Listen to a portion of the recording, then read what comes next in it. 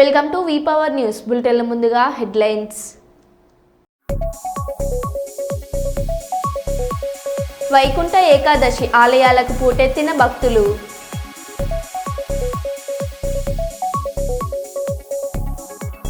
ఢిల్లీని కప్పేసిన పొగమంచు, కనిష్ట ఉష్ణోగ్రత 6.4 డిగ్రీలు.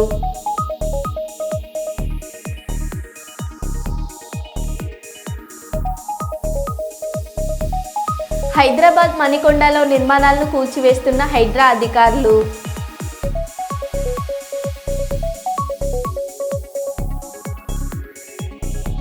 అభిమానులపై డిప్యూటీ సీఎం పవన్ కళ్యాణ్ ఆగ్రహం.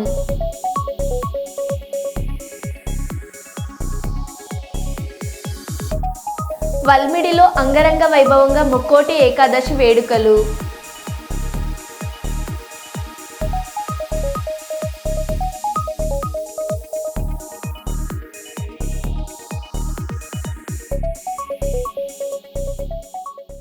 ఇక వివరాల్లోకి వెళ్తే, తిరుపతి తొక్కిసలాట ఘటన బాధితులకు జగన్ పరామర్శ. ఘటన వివరాలు అడిగి తెలుసుకున్న వైఎస్ జగన్, పోలీసులు పట్టించుకోలేదని మొరపెట్టుకున్న బాధితులు.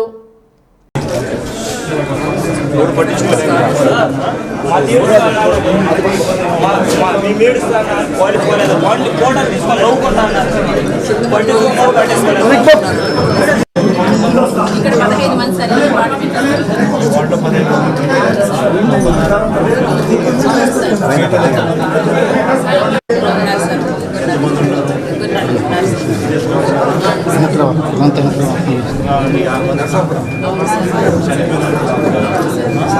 ఒకే లొకేషన్లో జరిగింది.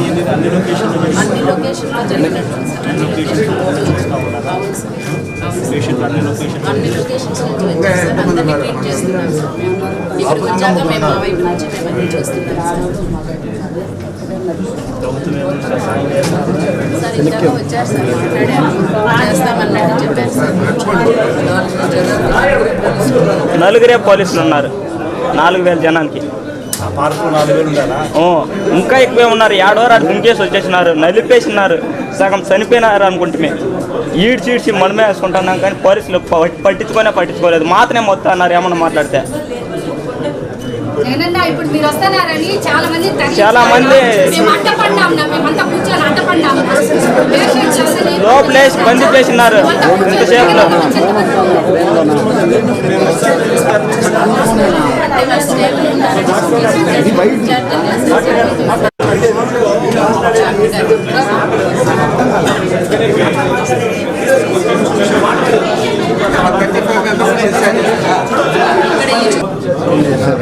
$35 members discharge చేస్తారు.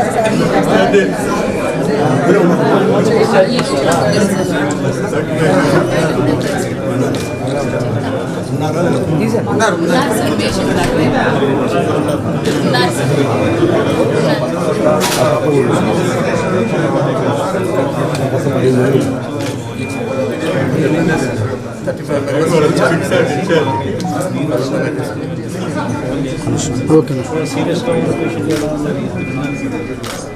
35 మేము డిశ్చార్జ్ చేశారు కదా.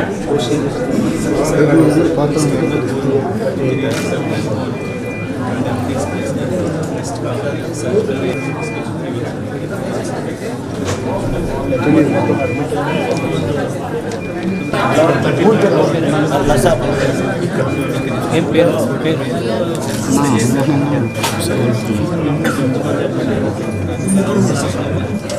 ఎంతమంది అడ్మిట్ అయ్యారు?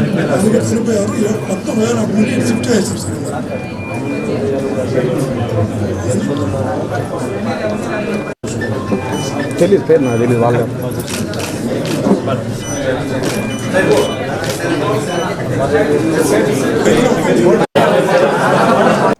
మంగళగిరి మంగళాద్రి శ్రీ లక్ష్మీ నరసింహస్వామి వారి ఆలయంలో వైకుంఠ ఏకాదశి సందర్భంగా ఉత్తర ద్వారం వద్ద దర్శనమిస్తున్న శ్రీ లక్ష్మీ నరసింహస్వామి వారు అశేష సంఖ్యలో హాజరైన భక్తులు స్వామివారిని దర్శించుకుంటున్న దృశ్యం.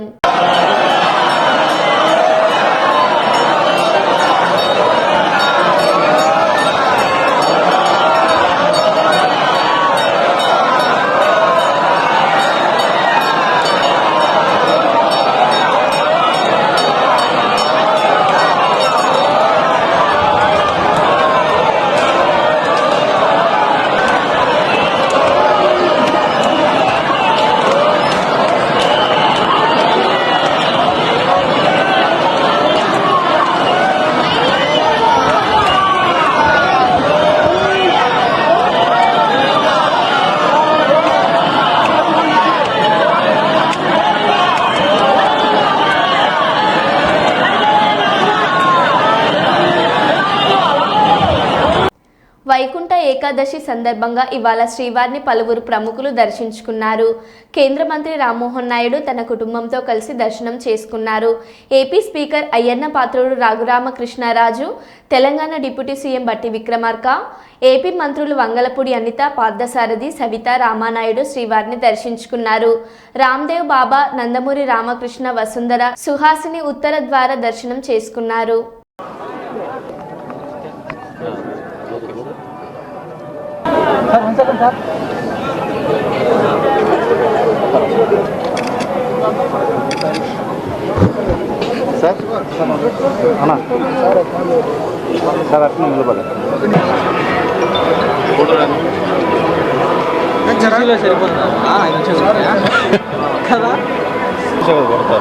ఆడిపోయినా మళ్ళీ ఆడిపోయి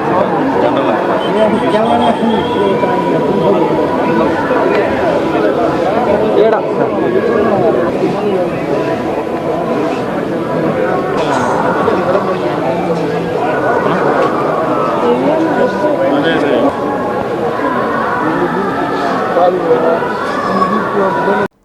తిరుపతి ఆంధ్రప్రదేశ్ రాష్ట్ర ముఖ్యమంత్రి నారా చంద్రబాబు నాయుడు కామెంట్స్. శ్రీవారి భక్తులకు జరిగిన ఘటన బాధాకరం.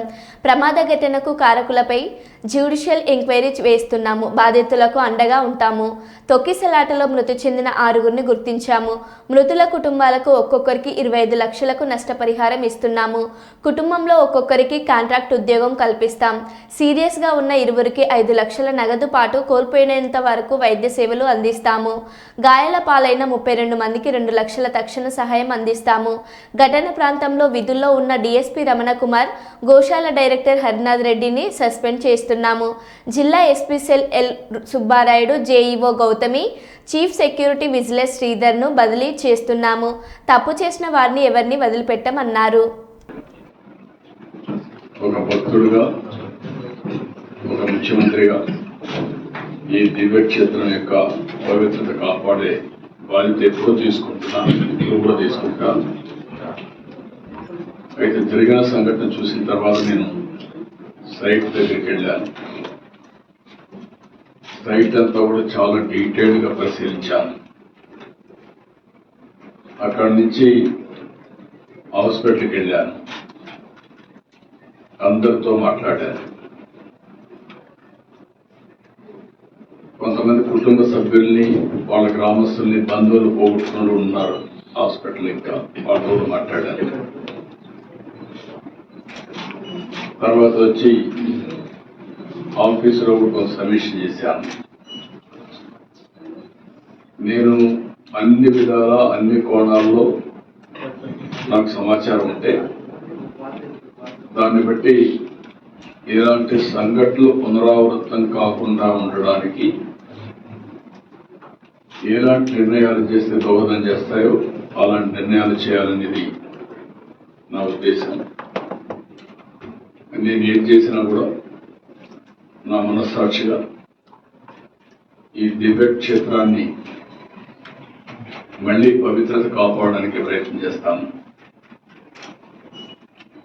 అందుకని ఈరోజు కొన్ని నిర్ణయాలు తీసుకుంటూ కొన్ని డైరెక్షన్ కూడా ఇస్తున్నాను.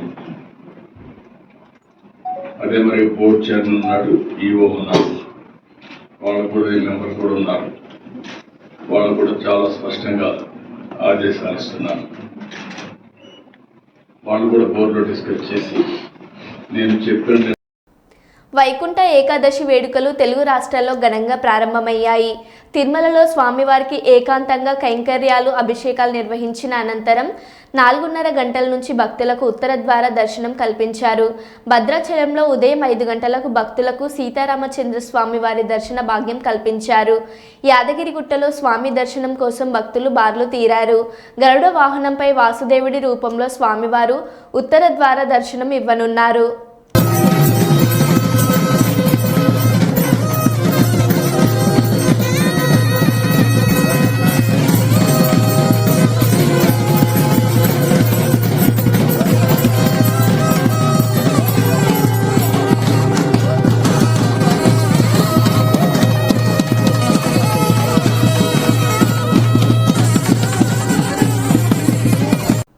ఢిల్లీలోని పలు ప్రాంతాల్లో గురువారం ఉదయం కూడా తేలికపాటి పొగమంచు చలిగాలులు వీచాయి. దీంతో కనిష్ట ఉష్ణోగ్రతలు తగ్గుముఖం పట్టాయి. భారత వాతావరణ విభాగం ప్రకారం ఢిల్లీలో ఉదయం 5:30 గంటలకు కనిష్ట ఉష్ణోగ్రత 6.4 డిగ్రీల సెల్సియస్గా నమోదయ్యింది. జనవరి 9-10 తేదీల్లో ఢిల్లీలో చాలా దట్టమైన పొగమంచు చలిగాలులు ఉండే అవకాశం ఉందని ఐఎండీ తెలిపింది.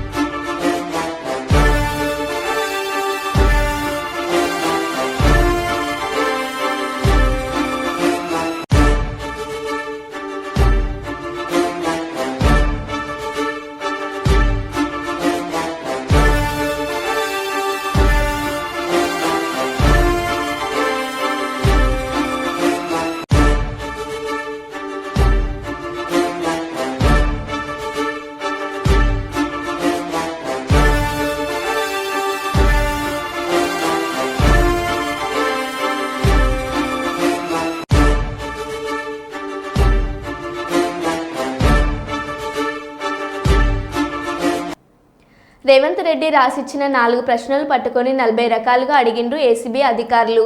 పైసలు ఇక్కడి నుండి పంపినమని చెప్పినాం, పైసలు అక్కడ ఉన్నాయని వాళ్ళు చెప్తున్నారు. ఇందులో కరప్షన్ ఎక్కడుంది? ఏసీబీ విచారణ అనంతరం BRS working president KTR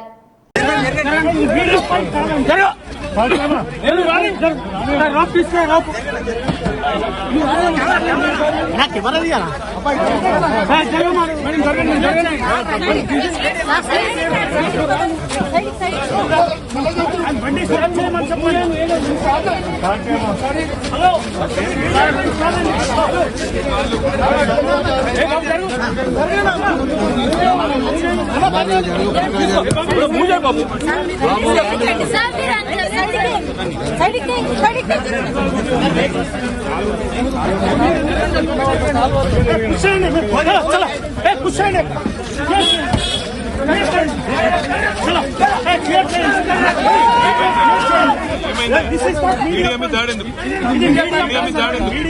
problem ఏంది ఇక్కడ మాట్లాడుతుంది? మీడియా పాయింట్ ప్రాబ్లం ఏడుంది? మీడియా ఎక్కడుంది? మీ పార్టీ ఆఫీస్కి వస్తారు, అక్కడికి వెళ్ళండి. ఇక్కడ మాట్లాడితే ఏమొచ్చింది? ఏమి ఇబ్బంది ట్రాఫిక్ అలో చేయాలండి. ఏం ట్రాఫిక్ అలో చేయాలి? భయం ఎందుకు మాట్లాడితే మీడియాతో? మరి భయం కాకపోతే భయం ఎందుకు? మా డ్యూటీ మేము చేస్తున్నాం. దయచేసి కూర్చోండి.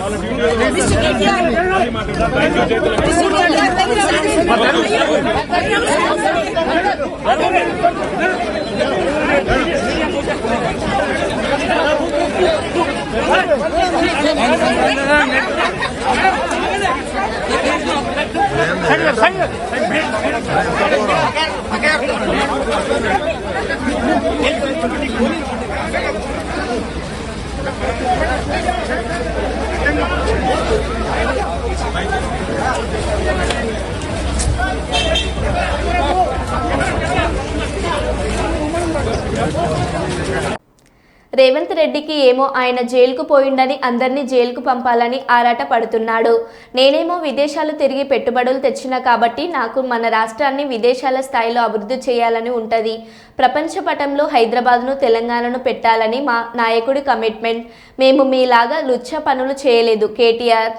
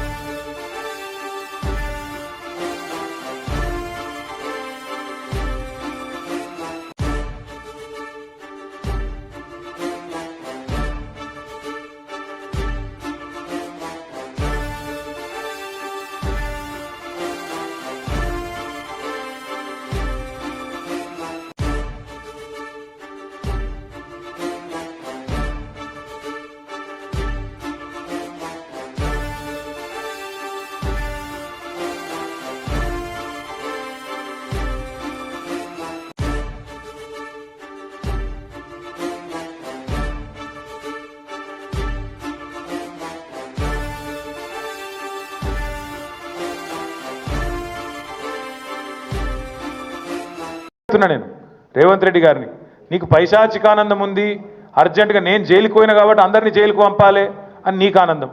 నేనేమో విదేశాలు తిరిగి పెట్టుబడులు తెచ్చినా కాబట్టి నాకేమో విదేశాల స్థాయిలో మన రాష్ట్రం మన దేశం డెవలప్ కావాలని నాకుంది. నీకు మాకు తేడా అది. ప్రపంచ పటంలో హైదరాబాద్ని పెట్టాలి, తెలంగాణను పెట్టాలన్నది మా నాయకుడు కేసీఆర్ కమిట్మెంటు, మా కమిట్మెంటు. మేము నీలాగా 50 లక్షల రూపాయలతో దొరికిన దొంగలం కాదు, నీలాగా లుచ్చా పనులు చేసిన వాళ్ళం కాదు. నీకు భయపడేటోడు ఎవడు బీఆర్ఎస్ పార్టీలో తెలంగాణలో లేడు. తన అభిమానులపై డిప్యూటీ సీఎం పవన్ కళ్యాణ్ ఆగ్రహం వ్యక్తం చేశారు. తిరుపతి తొక్కిసలాటలో గాయపడిన బాధితులను పరామర్శించేందుకు ఆసుపత్రికి పవన్ కళ్యాణ్ వెళ్లారు. ఈ క్రమంలో అక్కడికి చేరుకున్న అభిమానులు పెద్దగా నినాదాలు చేశారు. దీంతో మనుషులు చనిపోయారు, ఇది ఆనందించే సమయమా, ఏడ్చే సమయమా, మీకు బాధ లేదా, కొంత కూడా బాధ్యత లేకపోతే ఎలా అని మండిపడ్డారు.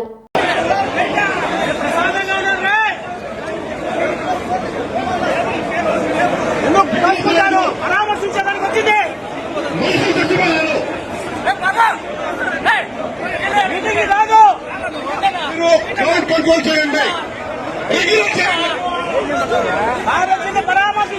మీటింగ్ కాదు.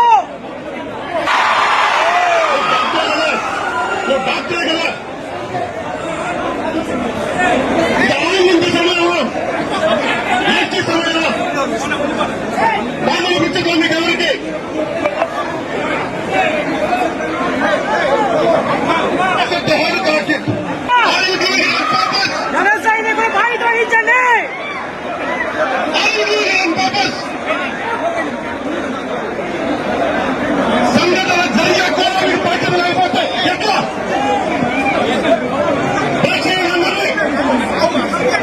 ఆదిలాబాద్ జిల్లా మరియు ఆసిఫాబాద్ జిల్లాలోని పలు కార్యక్రమాలు చేసిన అనంతపురం గౌరవ తెలంగాణ జాగృతి అధ్యక్షురాలు ఎమ్మెల్సీ కల్వకుంట్ల కవితక్క ఎమ్మెల్యే కోవ లక్ష్మి నివాసంలో నిర్వహించిన మీడియా సమావేశంలో బోధ్ ఎమ్మెల్యే అనిల్ జాదవ్ గారితో కలిసి పాల్గొన్న ఆదిలాబాద్ మాజీ జెడ్పీ చైర్మన్ జనార్దన్ రెడ్డి రాథోడ్. పత్రికా మిత్రులు పొద్దున్న నుండి చాలా ఓపికగా ఇన్ని మండలాలు మేము తిరుగుతుంటే మాతో పాటు మీరు కూడా తిరిగి మరి మా అన్ని కార్యక్రమాలను ప్రజలకు చూపించేటటువంటి ప్రయత్నం చేసినందుకు ముందుగా మీకు మనస్ఫూర్తిగా ధన్యవాదాలు. అట్లానే ప్రతి మండలం నుంచి తరలి వచ్చినటువంటి బీఆర్ఎస్ పార్టీ కార్యకర్తలకు నాయకులకు అందరికీ మనస్ఫూర్తిగా నమస్కారాలు తెలియజేస్తా ఉన్నాను. ఈ ఆదిలాబాద్ పాత ఆదిలాబాద్ ఇప్పుడు ఆసిఫాబాద్ జిల్లాకు ఎంటర్ అవుతూనే గౌరవనీయులు సోదరులు మరి బోత్ నియోజకవర్గ శాసనసభ్యులు అనిల్ జాదవ్ గారి దగ్గరికి ముందుగా వెళ్ళి వారితో సహా ఇప్పుడు ఆసిఫాబాద్కి రావడం జరిగింది. మరి పొద్దున్న నుండి ఆసిఫాబాద్లో ప్రతి ఒక్క మండలం తిరుగుతూ ఉన్నాం. ఇప్పుడు వేదిక మీద ఉన్నటువంటి గౌరవ పెద్దలు అక్క స్థానిక శాసనసభ్యులు కోవ లక్ష్మి గారికి, అట్లానే జనార్దన్ రాథోడ్ గారికి, అట్లానే రవీందర్ సింగ్ అన్న గారికి, అట్లానే మన రాజరెడ్డి అన్న గారికి, ఇంకా మిగతా పెద్దలు నాయకులు అందరికీ కూడా నమస్కారం తెలియజేస్తూ మరి ఆసిఫాబాద్ జిల్లా ప్రజలందరికీ కూడా ఉద్యమాభివందనాలు.